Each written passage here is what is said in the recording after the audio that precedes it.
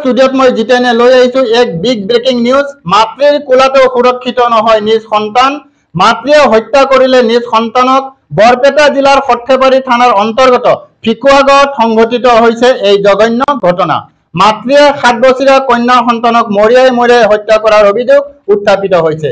চাহক বৰপেটাৰ পৰা আমাৰ সাংবাদিক পুৰণ দেউৰীৰ এই প্ৰতিবেদন।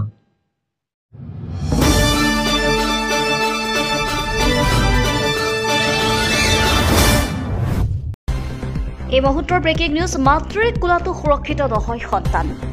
মাতৃয়ে হত্যা কৰিলে নিজ সন্তানক। বৰপেটা জিলাৰ সৰ্থেবাৰী থানাৰ অন্তৰ্গত ফিঙুৱা গাঁৱত সংঘটিত হ'ল এই ঘটনা। মাতৃয়ে হত্যা কৰিলে 7 বছৰীয়া কন্যা সন্তানক। মৰিয়াই হত্যা কৰাৰ অভিযোগ উত্থাপিত হৈছে মাতৃৰ বিৰুদ্ধে। ফিঙুৱা গাঁৱৰ আব্দুল ছালামৰ পত্নীয়ে নিজ সন্তানক দুদিন পূৰ্বে শাৰীৰিক অত্যাচাৰ চলাইছিল। ফলত অসুস্থ হৈ পৰিছিল 7 বছৰীয়া আছিয়া খাতুন নামৰ শিশুটি। আৰু ইতিমধ্যে ঘটনাস্থলীত বালিপাৰা আৰক্ষী উপস্থিত হৈ তদন্ত আৰম্ভ কৰি মাতৃগৰাকীক কৰায়ত্ব কৰিছে। ঘটনাৰ উচিত তদন্ত কৰি দোষীক কঠোৰ শাস্তি বিহাৰ দাবী জনাইছে ৰাইজে। বৰপেটাৰ পৰা পুৰণ দেউৰী ৰিপৰ্ট, অৰুণোদয় অসম। হয়, মই ৰাতিপুৱাই গম পালো যে আমাৰ এইটো ঘৰত মানে মাতৃয়ে এজনী কন্যা সন্তানক হত্যা কৰাৰ অভিযোগ এতিয়া উত্থাপিত হৈছে। এই কথাটো শুনি মই আহিলো, আহি কিনে হয়তো অলপ শুনিলো, জানিলো যে হয় মাতৃয়ে কন্যা সন্তানক হত্যা কৰা বুলি মানে ৰাইজে অভিযোগ কৰি উত্থাপিত কৰিছে।